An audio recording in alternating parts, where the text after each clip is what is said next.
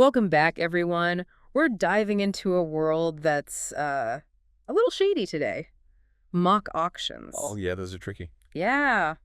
They're designed to, kind of part you from your money in a hurry using all sorts of pressure tactics. Yeah. We actually got our hands on some really interesting material for this. Oh, cool.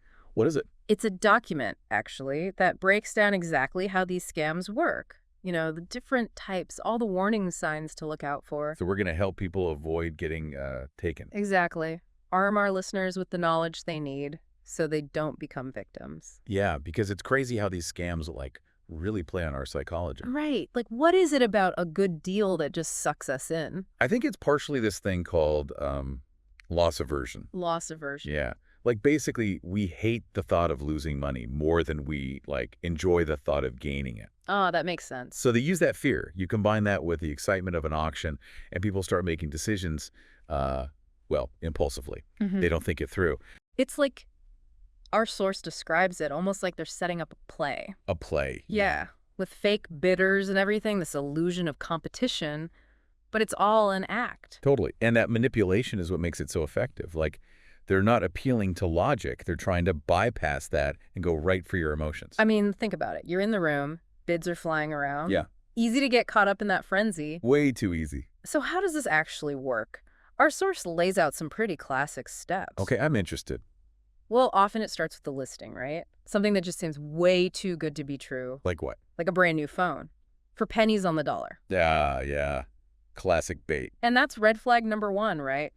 If the deal sounds too good, it probably is. Exactly. And there are other signs too, like if the description is super vague or no info about the seller, or if they demand a wire transfer, no refunds. All bad signs. Huge red flags. Run away. Our source actually gave this crazy example. Someone bid on what they thought was a luxury watch. Turns out, cheap knockoff.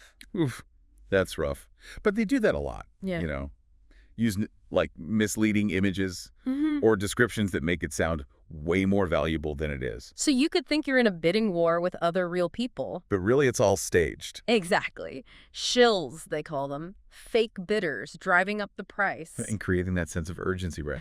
Got to bid now or I'll lose it. Which makes you act without thinking. Okay, so our source also talks about some particularly bold types of mock auctions. Like what? I'm intrigued. Charity auctions, where they actually prey on people's generosity. Wow, that's low. Yeah, they might even use a real charity's name without permission, just to, trick people into thinking it's legit. Ugh, that's awful. And then there are those live events they set up, like in random places, parking lots, hotel conference rooms. It's like a traveling scam show or something. Right. And the techniques they use are wild. Our source mentions this thing called the fake boxes trick. Fake boxes? Yeah. That sounds intriguing. So they have these accomplices in the crowd who pretend to win bids on amazing items, right? Okay. And then they get these boxes supposedly containing what they won. But they're fake. The boxes, often filled with junk or completely empty.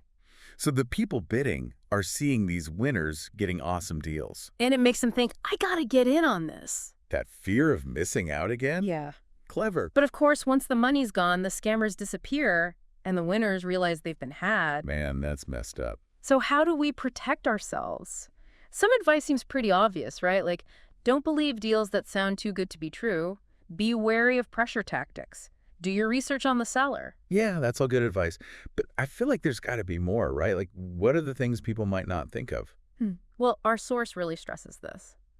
Research the platform itself. The platform? Yeah, like not just the seller, but where the auction's happening. So it's kind of like due diligence, but for auction? Exactly. You wouldn't buy a car from a shady dealership, right? Yeah. True. Same idea here. Look for reviews. See if other users have had bad experiences.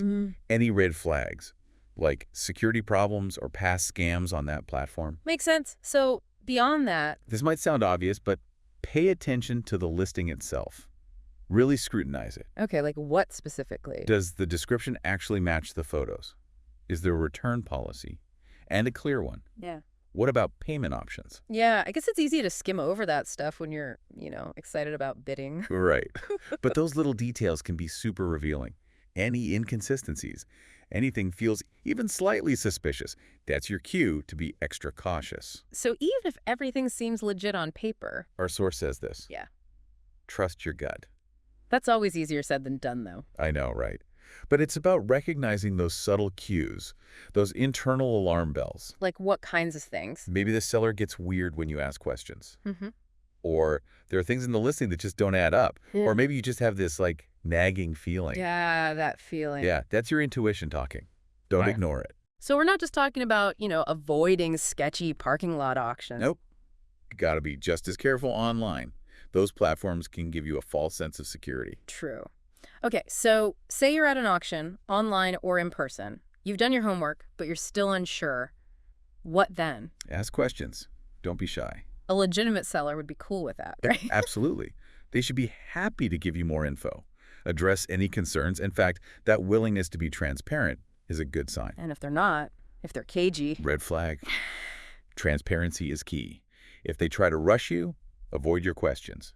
Walk away. It's kind of wild how our source talks about these psychological tactics, too. Oh, yeah. It goes way beyond just like fake bids and pressure. Yeah. It's emotional manipulation. Really? Like how? Flattery, for one. Yeah. Making you feel special.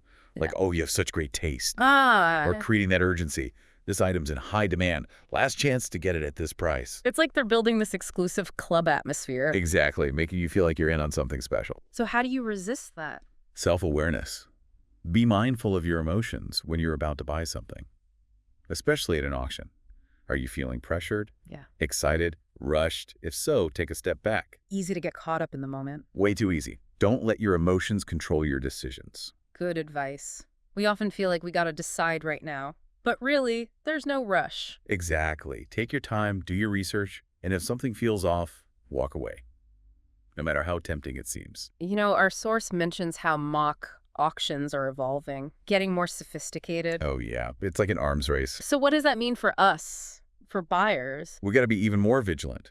They're using technology now, creating fake websites, social media profiles to make their scams look legit. And it's not just like older folks getting tricked anymore, right? Nope.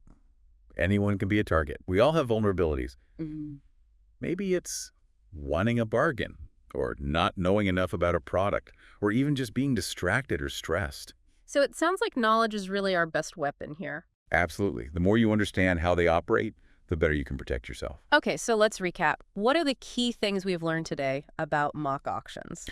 Well, we've talked about the different types, the sneaky tactics they use, the warning signs, online and offline. Research is key, right?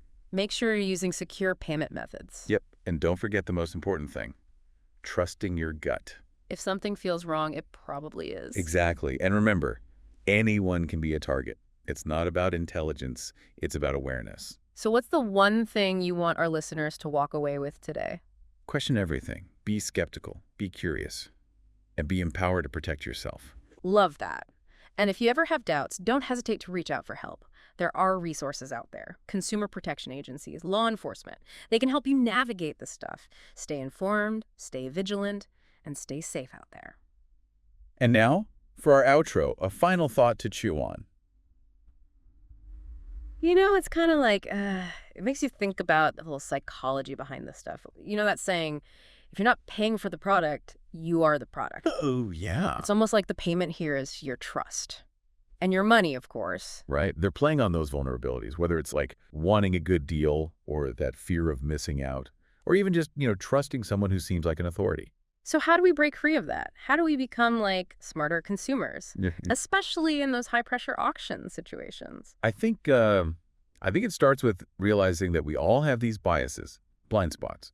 We want to think we're too smart to fall for a scam, but anyone can be a target. Yeah, that's a good point. It's not about being like intelligent or having common sense. It's about knowing how these scams work.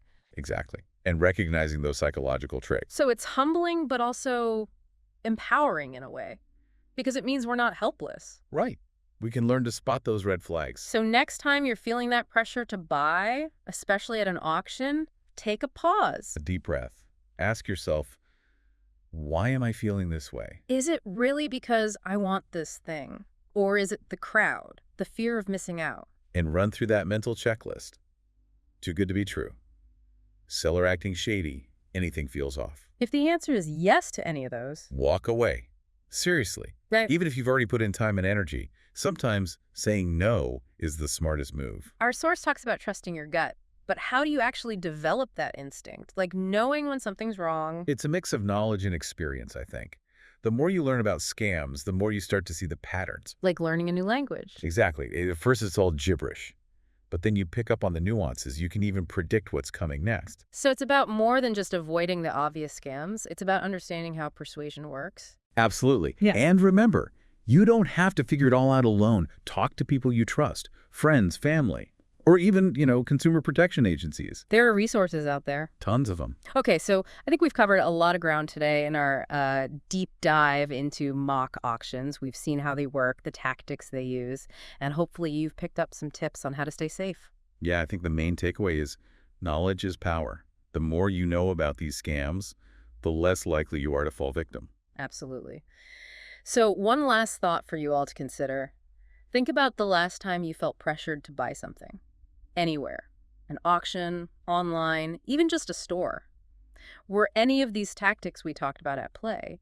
Were you being influenced without even realizing it? It's a good question to ask yourself, because when you understand how persuasion works, you can make better decisions. Couldn't agree more. Well, that's all the time we had for today. Thanks for joining us for another deep dive. Stay curious, stay informed, and stay safe out there. See you next time.